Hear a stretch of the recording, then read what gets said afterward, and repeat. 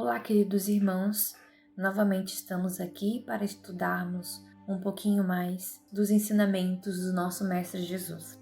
Usaremos como base o livro Parábolas e Ensino de Jesus, pelo Espírito Caibach Schutel, e faremos a complementação com o livro Estudo Aprofundado da Doutrina Espírita, o livro 2, Ensinos e Parábolas de Jesus, parte 1. E o tema do dia é a parábola dos trabalhadores da vinha. Porque o reino dos céus é semelhante a um proprietário, que saiu de madrugada a assalariar trabalhadores para sua vinha. E feito com os trabalhadores o ajuste de 1 denário por dia, mandou-os para sua vinha. Tendo saído cerca da hora terceira, viu estarem outros na praça desocupados e disse-lhes: Ide também vós para minha vinha, e vos darei o que for justo. E eles foram. Saiu outra vez cerca da hora sexta e da nona, e fez o mesmo. E cerca da 11ª, saiu e achou outros que lá estavam, e perguntou-lhes: Por que estáis aqui todo o dia desocupados? Responderam-lhe: Porque ninguém nos assalariou. Disse-lhes: Ide também para a minha vinha. À tarde, disse o dono da vinha ao seu administrador: Chama os trabalhadores e paga-lhes o salário, começando pelos últimos e acabando pelos primeiros. Tendo chegado os que tinham sido assalariados, cerca da 11ª hora, receberam 1 denário cada um. E vindo os primeiros, pensavam que haviam de receber mais, porém receberam igualmente 1 denário cada um. Ao receberem-no, murmuravam contra o proprietário, alegando: Estes últimos trabalharam somente 1 hora, e os igualaste a nós, que suportamos o peso do dia e o calor extremo. Mas o proprietário disse a um deles: Meu amigo, não te faço injustiça. Não ajustastes comigo por 1 denário? Toma o que é teu e vai-te embora, pois quero dar a este último tanto como a ti. Não me é lícito fazer o que me apraz do que é meu? Acaso o teu olho é mau porque eu sou bom? Assim os últimos serão os primeiros, e os primeiros serão os últimos. Mateus, capítulo 20, versículos do 1 ao 16. As condições essenciais para os trabalhadores são a constância, o desinteresse, a boa vontade e o esforço que fazem no trabalho que assumiram. Os bons trabalhadores se distinguem por estes característicos. O mercenário trabalha pelo dinheiro, seu único fito. Sua única aspiração é receber o salário. O verdadeiro operário, o artista, trabalha por amor à arte. Assim, é em todas as ramificações dos conhecimentos humanos. Há os escravos do dinheiro e há o operário do progresso. Na lavoura, na indústria, como nas artes e ciências, destacam-se sempre o operário e o mercenário. O materialismo, a materialidade, a ganância do ouro arranjaram na época em que nos achamos mais escravos do que a vinha arranjou mais obreiros. Por isso, grande é a seara e poucos são os trabalhadores.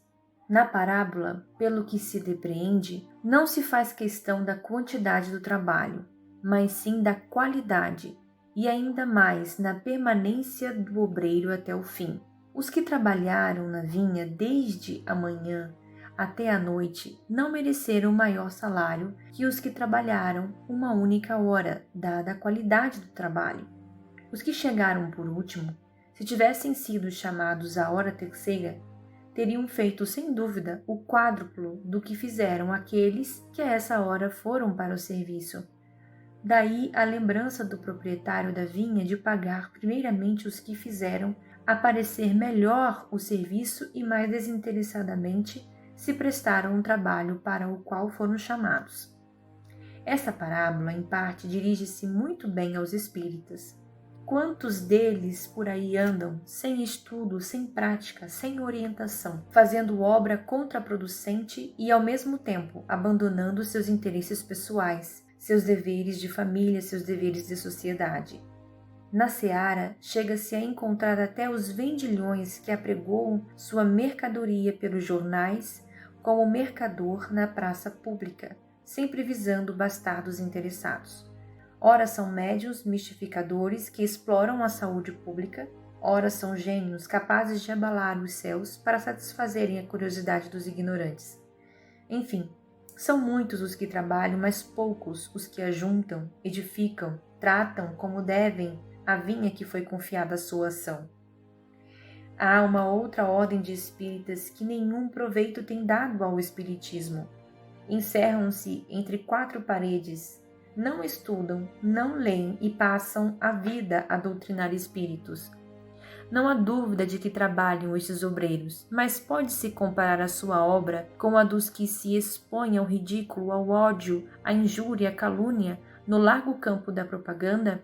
Podem-se comparar os enclausurados numa sala, fazendo trabalhos secretos, e as mais das vezes improfícuos, com os que sustentam aqui fora, reinda a luta e se batem, a peito descoberto pelo triunfo da causa que desposaram?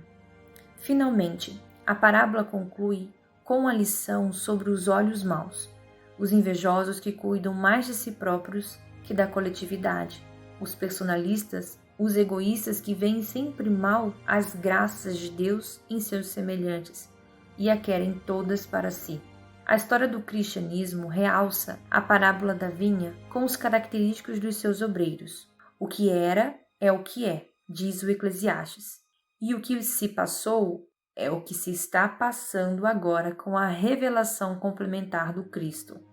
Aos chamados pela madrugada, aos que chegaram à hora terceira, à hora sexta, à nona e à 11ª. Na verdade, estamos na hora 11ª. E os que ouvirem o apelo e souberem trabalhar, como os da hora 11ª de outrora, serão os primeiros a receber o salário.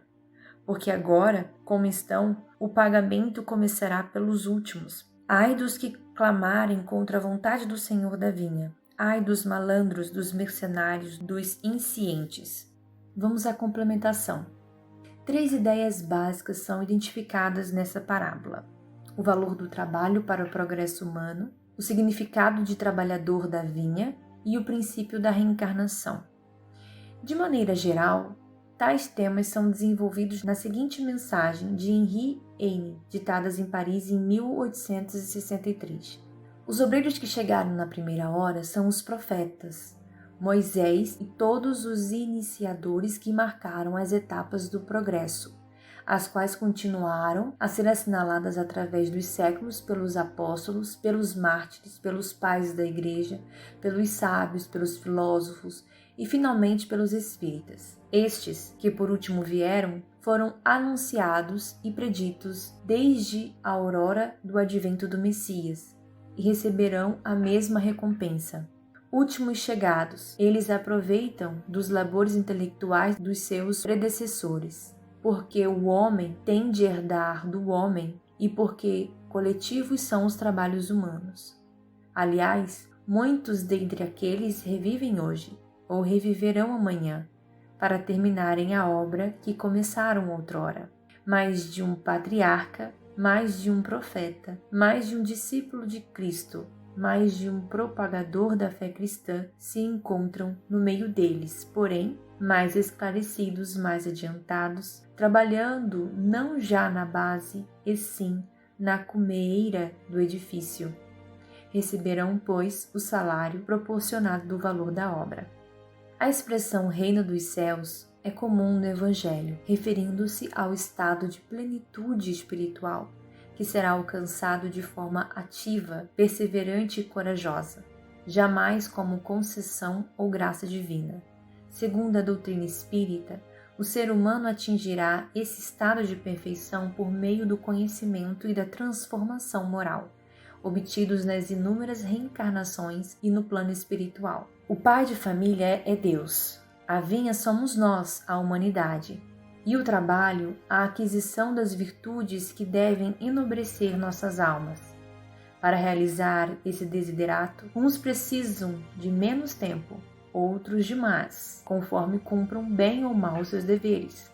O prêmio, entretanto, é um só: a alegria, o gozo espiritual decorrente da própria evolução alcançada.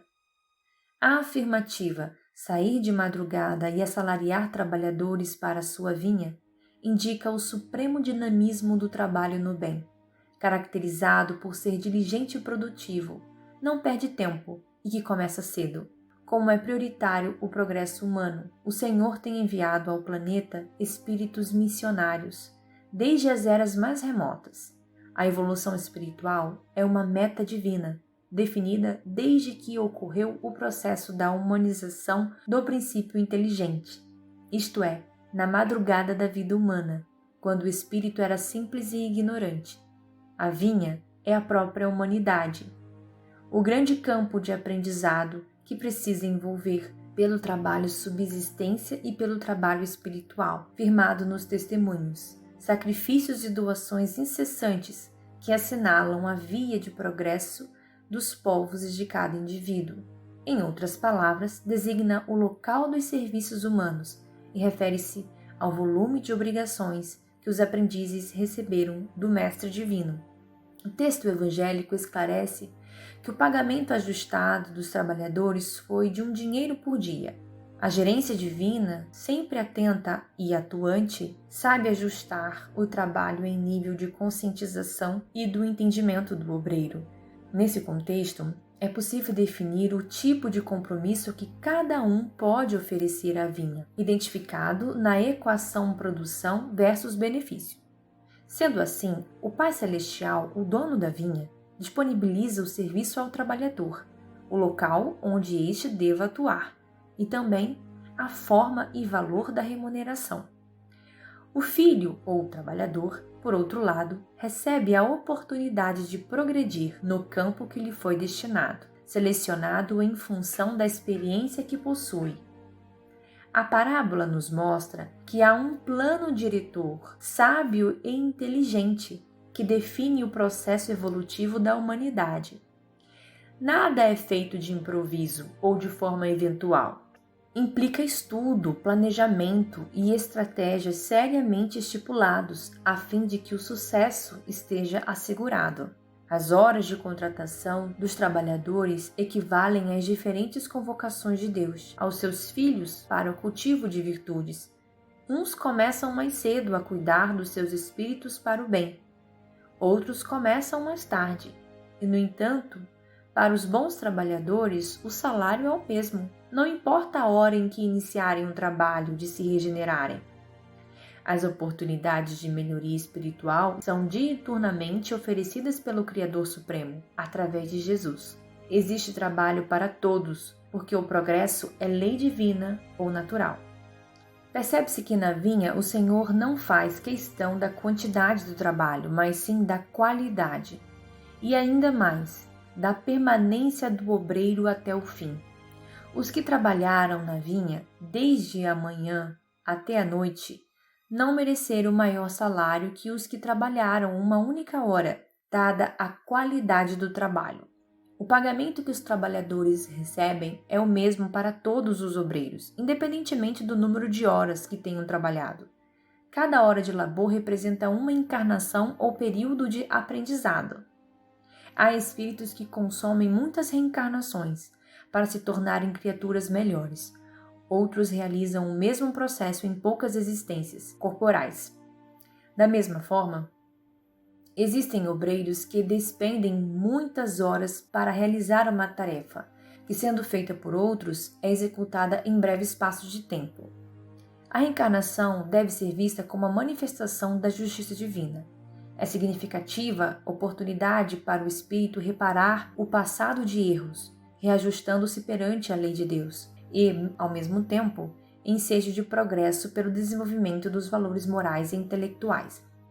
A parábola dos trabalhadores da vinha deve calar fundo aos espíritas, em razão do conhecimento que possuem a respeito da realidade espiritual e da necessidade da prática da caridade, base da transformação moral. Neste sentido, é sempre útil lembrar estas recomendações do Espírito da Verdade. Aproxima-se o tempo em que se cumprirão as coisas anunciadas para a transformação da humanidade. Ditosos serão os que houverem trabalhado no campo do Senhor, com desinteresse e sem outro móvel, senão a caridade. Ditosos os que hajam dito aos seus irmãos: trabalhemos juntos e unamos os nossos esforços a fim de que o Senhor, ao chegar, encontre acabada a obra. Porquanto o Senhor lhes dirá: Vinde a mim, vós que sois bons servidores, vós que soubestes impor silêncio aos vossos ciúmes e às vossas discórdias, a fim de que daí não viesse dano para a obra. Deus procede, neste momento, ao censo dos seus servidores fiéis e já marcou com o dedo aqueles cujo devotamento é apenas aparente, a fim de que não usurpem o salário dos servidores animosos, pois aos que não recuarem diante de suas tarefas, é que ele vai confiar os postos mais difíceis na grande obra da regeneração pelo Espiritismo. Cumprir-se-ão estas palavras: os primeiros serão os últimos, e os últimos serão os primeiros no reino dos céus. E assim terminamos o estudo de hoje. Que o nosso Senhor Jesus Cristo esteja conosco. Um grande abraço.